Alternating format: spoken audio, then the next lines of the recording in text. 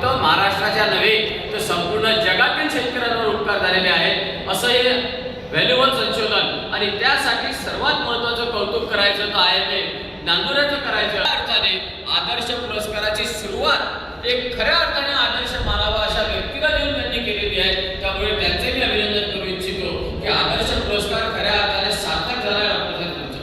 खूप चांगल्या पद्धतीने आदर्श पुरस्कार आज आपण या ठिकाणी पुरस्कार वितरण सोहळा पार पाडला। 4-4.5 तासपर्यंत लोक आपल्या पुरस्कारासाठी या ठिकाणी बसून आहेत आणि खऱ्या अर्थाने हा पुरस्कार सोहळा एक म्हणजे आपण त्याला सुंदर आकर्षक किंवा त्यापेक्षा समाजाचा ऋण भेटणारा आहात की तुम्ही जर काही चांगलं काम करत असाल तर त्याचाही दखल समाज घेतो। आता आपल्यातून विद्या वाचस्पती डॉक्टर वेदप्रकाशजी मिश्रा निघून गेले। त्यांना मी हे सांगणारच होतो, त्यांनी असं सांगितलं, ते उदाहरण दिलं की मुलांचंही नाव सांगितलं की असे हात भेटत नाही की आम्ही पाय कुठे ठेवावे, असे हात भेटत नाही की ते आमच्या डोक्यावर कसे द्या। अरे हे हात आजूबाजूलाच आपल्या आजूबाजूला उपलब्ध असतात, फक्त ती बघण्याचा दृष्टिकोन लागतो। आणि ते जर बघितलं तर आयने नांदुराने बघितलं ते हात तुम्हाला या ठिकाणी दाखवले की हिम्मतराव भावस्कर यांचे हे असेच हात आहेत, जे असेच पाय आहे की त्याच्यावर तुमचे हात ठेवू शकतात आणि असेच त्यांचे हात आहे की ते आपल्या डोक्यावर ठेवू शकतात। अशा पद्धतीचा हा अतिशय आगळा वेगळा सोहळा या ठिकाणी संपन्न होत आहे। खूप चांगली गोष्ट आहे। या कार्यक्रमाच्या निमित्ताने मंचावर उपस्थित नगराध्यक्ष सौ मंगलाताई गोरेकर, माननीय माजी खासदार गुलाबजी पाटील साहेब, या ठिकाणी डॉक्टर सुविलास गाडेकर महाराज आहेत। आता त्यांचा जन्म सर्वात शेवटी झाला, जसे महाराजांचा जन्म शेवटी लागत असतो, महाराज कीर्तन हे शेवटीच केले जाते कोणत्याही न्यायिक कार्यक्रमामध्ये सरासरी। त्यामुळे महाराजांचा सुद्धा बोलणाऱ्या आपण या ठिकाणी उपस्थित आहेत, त्यांचेही स्वागत करू इच्छितो। आणि सर्व मंचावर असलेले, मंचावर होते आणि निघून गेलेल्या सर्व व्यक्तींचं स्वागत करतो। सर्वात महत्त्वाची गोष्ट अशी आहे की हा जो पुरस्कार आहे, हा आजचा सोहळा हा केवळ पुरस्कार वितरणाचा सोहळा नाही तर सेवा, संशोधन आणि समर्पण याचा हा गौरव आहे असं मला वाटतं। खूप चांगल्या पद्धतीने आपण सेवेचा गौरव केला, संशोधनाचा गौरव केला आणि या ठिकाणी तुम्ही समर्पण केला।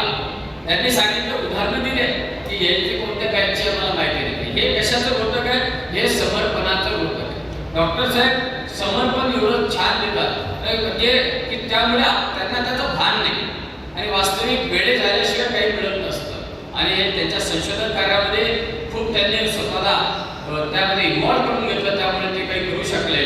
आदर्श डॉक्टर म्हणजे केवळ औषध देणारा नव्हे तर तो आशा देणारा व्यक्तिमत्व असतो। ज्या वेळेस बुलढाणा जिल्ह्यातील खार खानपट्ट्यामध्ये साहेबांनी सांगितलं की केस गळतीचा विषय आहे किंवा मी तर डॉक्टर साहेब तुम्हाला आता संपर्क परत करणार होतो, त्या दिवशी मला फोन तुम्हाला लागला नाही की लोणार सरोवरचं पाणी का वाढतंय बाबा। म्हणजे असे संशोधन जे लोकांना अनेक प्रश्न असतात त्याची उत्तरं डॉक्टर साहेबांनी खूप चांगला मुद्दा उपस्थित केला की या संशोधनासाठी इतक्या किलोमीटरवरून मला काय यावं लागतं। तर असं आहे डॉक्टर साहेब, आम्ही अशा पद्धतीचे लोक विदर्भातले पहिलेच तर लोक आम्ही आळशी त्यामध्ये आमच्याबद्दल तर विलासराव देशमुख यांनी सांगितलं होतं, मस्त तंबाखू घोटतात म्हणजे खातात आरामशीर पडून राहतात। काय आहे की आम्ही आमचा देव धर्मावर, संस्कारावर, महाभारतावर सर्व विश्वास आहे। त्या सगळ्यांनी भोवती भारत जेव्हा जेव्हा आम्हाला असं वाटेल की काहीतरी गडबड होत आहे तर कोणीतरी तारणारा आम्हाला येणारच आहे, तो आमच्या हिंदू धर्माची संस्कृतीच आहे। त्यामुळे ते तारणारे तुम्ही आहात, तुम्ही तिथून येऊन आमच्या शेगावसारख्या भागामध्ये किंवा लोणारसारख्या भागामध्ये याही ठिकाणी आपण संशोधन करतात, ते लोकांचं जगणं सुकर करतं मी सुरुवातीलाच सांगितलं। तेव्हा असा हा आपला संशोधनाचा विषय आहे। अत्यंत साध्या ग्रामीण पार्श्वभूमीतून उभे राहिलेलं हे व्यक्तिमत्व आहे। वैद्यकीय शिक्षण पूर्ण करून शहरातील सुखसोयीची संधी असतानाही, MD झाले असतानाही ग्रामीण भागाची निवड करणे, डॉक्टर होणे आणि डॉक्टर म्हणून जगणे यातला फरक त्यांनी त्यांच्या कृतीतून दाखवून दिलेला आहे। ग्रामीण भागात आढळणाऱ्या विंचूदंशावर त्यांनी केलेलं संशोधन, अत्यल्प साधन सामुग्रीतून केलेला अभ्यास आणि उपचार पद्धती ज्या विकसित केल्या त्यांच्या संशोधनामुळे हजारो जीव वाचले, हेच खरे समाजसेवेचे सर्वोच्च उदाहरण आहे। आणि त्याचा सत्कार खऱ्या अर्थाने भारत सरकारने घेऊन त्यांना पद्मश्री हा भारताचा सर्वोच्च सन्मान त्यांना दिलेला आहे। आपण त्याबद्दल डॉक्टर साहेबांचं अभिनंदन करतच आहात, भाग आहे। आंतरराष्ट्रीय स्तरावर सुद्धा त्यांच्या कार्याची दखल घेतली गेली आहे, तरी त्यांचे पाय जमिनीवर आहेत, हा सर्वात महत्त्वाचा भाग आहे।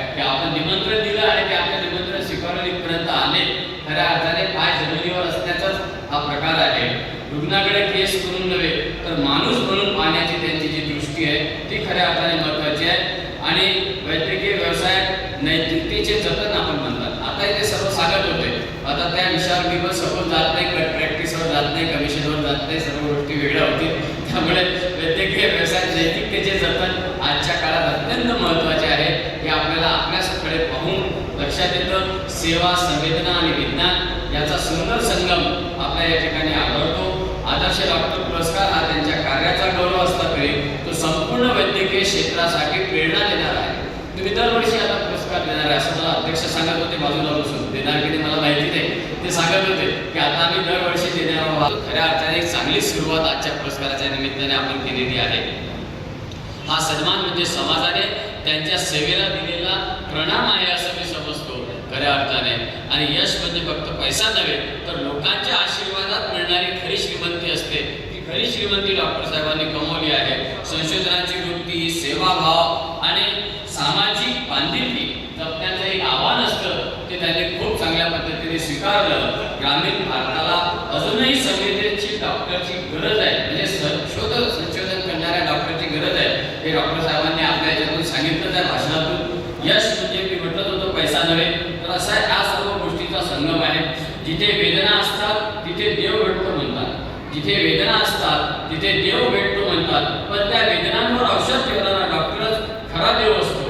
खरा देव तोच असतो की त्या वेदनांवर एक प्रकारचं औषध आपल्याला ते उपलब्ध करून देतात. आणि खऱ्या अर्थाने डॉक्टर साहेबांचं खूप खूप अभिनंदन. खूप वेळ झालेला आहे, बोलायला काही प्रॉब्लेम नाही, ते म्हणाल तेवढा वेळ बोलताही वेळ आहे तो पूर्ण झालेला आहे. मी डॉक्टर साहेबांचं खूप खूप अभिनंदन. त्यांचा विशेष लगाव आहे बुलढाणा जिल्ह्याशी. ते म्हणतात की आम्ही इथं शिकलो बुलढाण्याला, ते खामगाव GS कॉलेजचे सुद्धा विद्यार्थी होते. मला आठवतं त्याबद्दल, त्यांच्याशी माझं मागे बोलणं झालं होतं तेव्हा. तर खामगाव GS कॉलेजचे विद्यार्थी आहेत, जन्म आहे, बुलढाण्यात शिकलेले आहेत आणि खऱ्या अर्थाने समाजाचं ऋण उतराई होण्याचा ते प्रयत्न करतायत. आणि आपण त्यांचा आदर्श घेऊ इच्छितो आणि आदर्श घेऊन एक आदर्श पुरस्कार या ठिकाणी स्वर्गीय डॉक्टर वसंतरावजी नांदुरकर यांच्या स्मृतीमध्ये त्यांचं कार्य सर्वांनी या ठिकाणी सांगितलंच आहे की खऱ्या अर्थाने त्यांचं कार्य कसं होतं. असे कार्य करणाऱ्यांचा इतिहास लिहिला जातो, त्याच्या नोंदी घेतल्या जातात, त्याचे अनेक वेळा पुतळे सुद्धा उभे राहतात. तेव्हा या सर्व गोष्टीकडे लक्ष देऊन समाजाच्या प्रती आपलं सामाजिक ऋण भेटण्यासाठी आपण सर्वांनी डॉक्टर साहेबांपासून प्रेरणा घ्यावी एवढं सांगेन आणि थांबतो. धन्यवाद. धन्यवाद सर. आपण नेहमीप्रमाणे आपल्या प्रखर भाषेने आम्हा सर्वांना संबोधित केले त्याबद्दल खूप खूप धन्यवाद. आणि खरोखरच कार्यक्रमाला उशीर झाल्यामुळे तुम्ही पूर्णपणे मनमोकळेपणे बोलू शकत नाही, त्याच्याबद्दल सुद्धा आम्ही क्षमस्व आहोत.